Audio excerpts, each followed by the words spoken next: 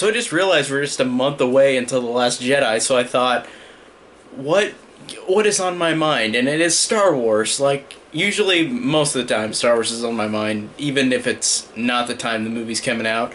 But now that it's only a month until The Last Jedi, I am seriously thinking so much about this franchise and thinking about how far we've come with these films. We've got 9 theatrical films, 8 live action, and we have 3 TV films, if you want to count those, the holiday special and the 2 Ewok movies. But I want to talk specifically today about the first 6 Star Wars movies, the first 6 that George Lucas did and were involved with. And I want to talk about the parallels between both trilogies and the parallels between the character Anakin and the character Luke in terms of their character progression and where they end up. And the thing I really, really love about George Lucas and this story is that these 2 trilogies really do follow the ring theory, where they literally go in a circle. They, like, for example, like how in Phantom Menace, whenever Darth Maul falls down the hole at the end, and in Return of the Jedi, how Palpatine falls into a hole at the end. Symbolically like that, I really love whenever he does stuff like that. But I love the characters of Anakin and Luke, more specifically Anakin. And Luke, I mean, I love Luke as well, but I mean, in terms of the 2 characters, this to me really is Anakin's story in the first 6 films. It is truly Anakin's story, even though he is just Darth Vader in 4, 5, and 6.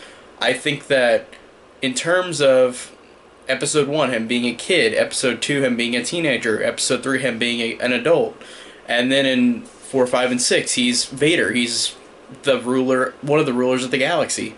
And I love this progression between him and between how Luke, from 4, 5, and 6, changes, but goes the same path Anakin does, except for he denies it, because Palpatine didn't have enough time with Luke as he did with Anakin, where Anakin was always there in Palpatine's grasps. So like he always was able to trick Anakin and make him and turn everybody against him and make him become this ruler of the galaxy along with him. And I really love how we see in both Episode 1 and Episode 4, Anakin and Luke are both children living on Tatooine. Anakin's younger than Luke. Anakin is, I think, 9 or 10, and then Luke is like 18, 17, 18, 19. But I love how the first movie in each of these 2 trilogies, I like how they show off these characters. I like how we show Anakin as this boy raised into slavery, has no father, there's a virginal birth, and he is just literally born from the Force. And I think that that's really interesting because it is kind of directly implied that Palpatine is his father, and we never get a full answer from Lucas or from any of the movies released after these.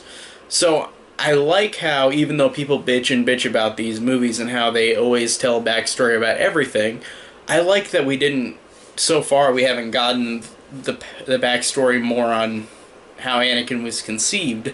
People just think it was by the Force. Like, Palpatine used the midichlorians to create life, to create Anakin, to create this chosen one. And I really love how you see Anakin as a slave boy, and he has a mother who, they're both in slavery, and by the end he makes the choice of leaving his mother, becoming a Jedi, because he is meant to do that. That is his destiny. The Jedi think of him as the chosen one. And I love how in Episode 4, how Luke is a farm boy, raised on Tatooine, and how he doesn't have that choice. It changes with Luke because Luke's parents, or Uncle and Aunt Beru, are immediately murdered after a couple scenes in the movie. You don't see them long. And I really like how that changes the path for Luke from the path from Anakin, because Anakin had the reasonings because he loved his mother, and he missed her, and that brought on more to the dark side of where he became. And with Luke's case, he didn't have that because his parents were gone, his uncle and aunt were murdered, he had no choice but to go go with Obi-Wan on a mission. And I really think that's cool in episode 1 and 4, how we see these characters on the same planet, how they leave the planet, and I liked how they both progress from that to the next movie, episode 2 and episode 5. And I love how in episode 2, Anakin is a teenager. He's a kid who is troubled, a kid who is missing his mother, a kid who is seemingly in love with Padme because, just, like, it's not really explained much, he just is in love with her. And it's simple. But I really liked how he is a troubled kid. He's a kid who has all these problems, and he is really frustrated at Obi-Wan because Obi-Wan hasn't been as great to him as he thought he should be. And I like that too, because how Qui-Gon was killed in episode 1, it makes sense that Obi-Wan doesn't have the full training. Like, he was almost ready to take the test at the end of Phantom Menace, but Qui-Gon died, and he became a Jedi Master, but he was never fully trained. And you could see how in episode 1, Obi-Wan was arrogant like Anakin was in 2.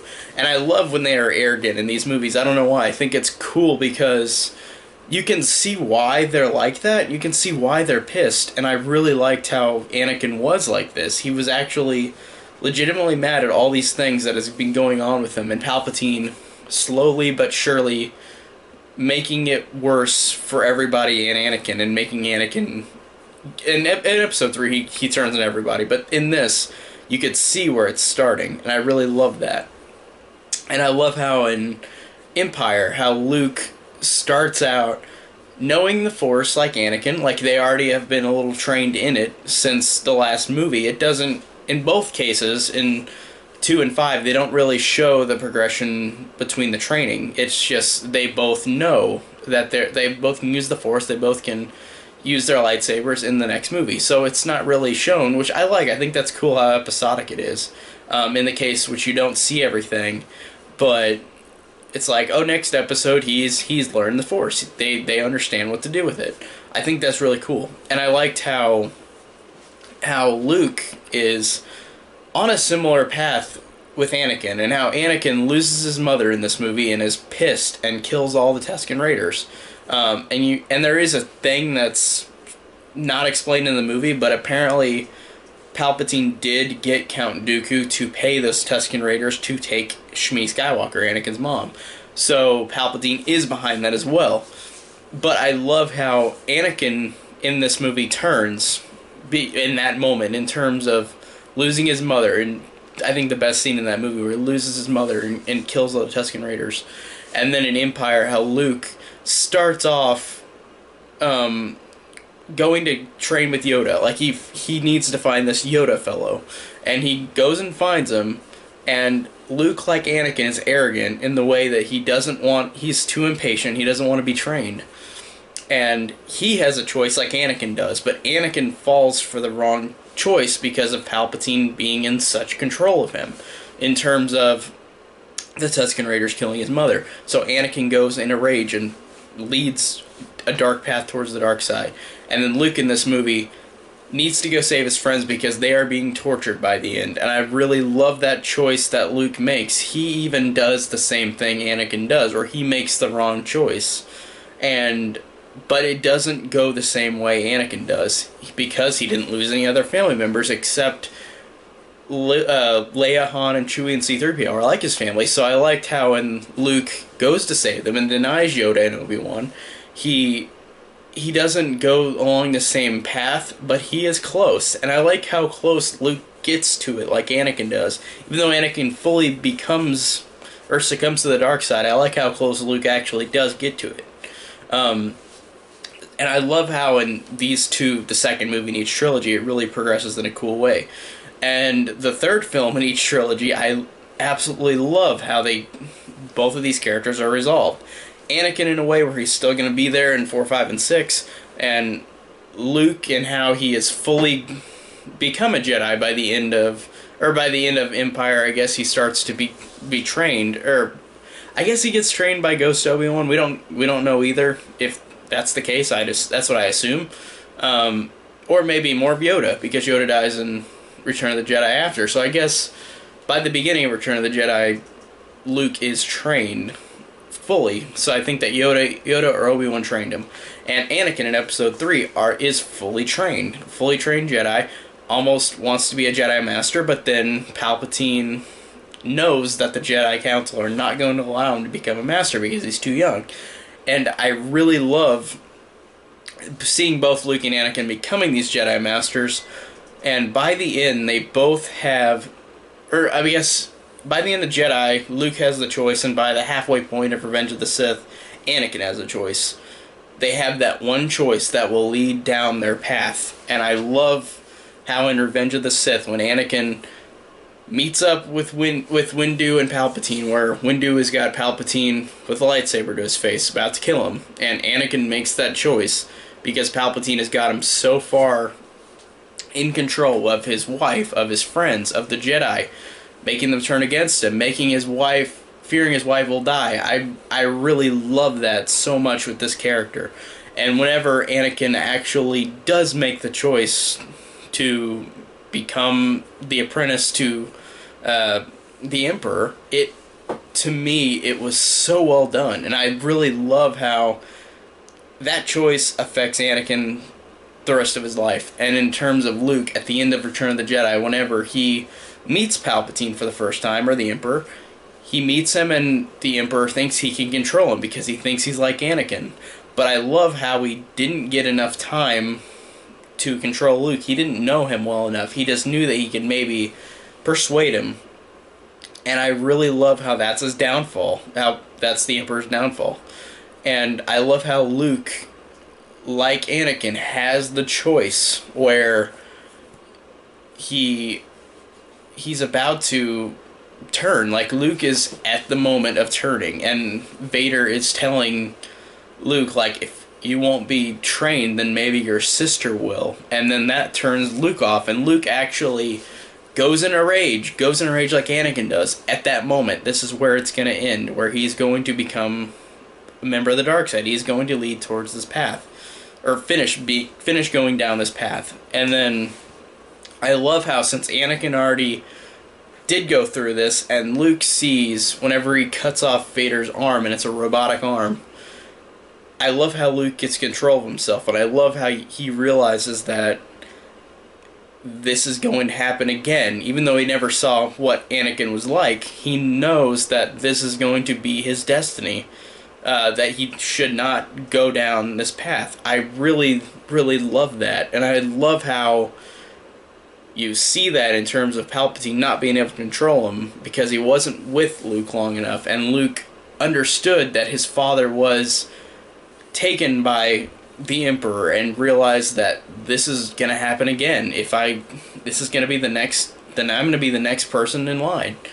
And I thought that was such great similarities between the two characters. I really love how these characters are so similar and follow the same path, but they both have an ultimate choice at the end. Anakin, whenever he fights Windu, and Luke, whenever he fights Vader, they have this choice, and they both take a different path. Because of Anakin's path already, Luke understands, and that's why Luke is the definitive new hope of the galaxy. Whenever he goes in and he realizes that this is going to be me, this is going to be my path, I really thought that was so emotionally satisfying in the case that you see how Anakin falls, and you see how Luke almost falls, and he knows that this is going to be the end. I really love that so much. I think that these characters are so cool and how they're so similar but so different because they follow different paths, but they are so close to each other in terms of the definitive like father like son saying. Like, they are very close, and they are both arrogant, and I like that too. I like that we have arrogant heroes. Like, both of these heroes, especially in their second films, they both are troubled and have reasons to be mad and arrogant about stuff. And I think that makes an interesting character. They're not just perfect, and that's what I really loved about both of them. I think they both are cool because they are not perfect human beings, or Jedi, or whatever, but I think that they are really, really cool characters. And that's why Star Wars, to me, through all these years, I've loved this franchise, and I think that these characters are the reasons for it. And honestly, like I said, I think I'd prefer, if I had to choose a character, it would be Anakin over Luke, even though I love Luke as well. They're both great. But I love this character progression of Anakin 1 through 6. I love how you see him as in three stages of his life in episodes 1, 2, and 3. Three stages of where he's at, how he's being controlled, how he falls, and how Luke comes in 4, 5, and 6 and becomes the New Hope, the Savior, the one that saves his father. And because of Anakin going down this path, it worked really well seeing Luke go down this path, and by the end of it, realizing what his father has already done, he understands and backs down and does not go down this dark path. I think that is really cool storytelling. And I always think George Lucas is great at visually telling a story. And there are a lot of things like that where you don't really get dialogue a lot of the times. Like whenever Anakin, like he sees his mom in the Tusken Raider camp, and he says a couple lines. He says, "Stay with me, Mom," and she says, "I love you," and that's it. And then she dies, music swells, incredible music, and he looks up, pissed, kills everybody, no dialogue. And then whenever Luke looks at Vader, or at the end of Return of the Jedi, whenever he cuts his arm off, and you could just see the emotion in his face, like he knows what's going to happen. Or whenever Luke is hiding underneath the stairs at the end of Return of the Jedi, and Vader says that if your sister, or if you can't be controlled, then maybe your sister will be, or be trained. And even though it has dialogue, the way that Luke gives off that look and how it portrays the light versus dark colors in both his face from the reflection on something else beside him is fantastic. And they did that in The Force Awakens too, which was so great too. But I thought that these characters are both really cool. I love the distinction between the two. I love how interesting they both are. I love how they both are heroes that aren't perfect. They've got troubles. They're interesting. They have a great character arc, especially Vader. Luke has a great one too, but he's not in every movie. It's really Anakin's story. Like, it really is about him. And it's about the Skywalkers, both of them, but it is Anakin's story. And I really love that. I love these characters. I think that is so cool. And I'm so curious to see how this new trilogy will go, and how the next trilogy will go, and how all the spin-offs will go. But as for now, I think my favorite character in the franchise is Anakin still. And that's an unpopular opinion for a lot of people, because people don't like the prequels. But man, I don't care. I love this character so much. He works so well, and I love Luke too. But I love Anakin more as an overall story arc and progression. But Luke is a great character too, with a great reason for being the savior. So I really love these characters. But I'm trying to think of other Star Wars things I could talk about, but I really wanted to talk about those two characters in particular. I think that they are so cool and so interesting. But anyways, guys, thanks so much for watching. I can't believe we still have another month until Last Jedi, but I'm going to try to find something else to talk about. I think it's interesting to talk about Star Wars theories or characters. So, thanks guys so much for watching. Check out my other stuff, and I'll talk to you next time.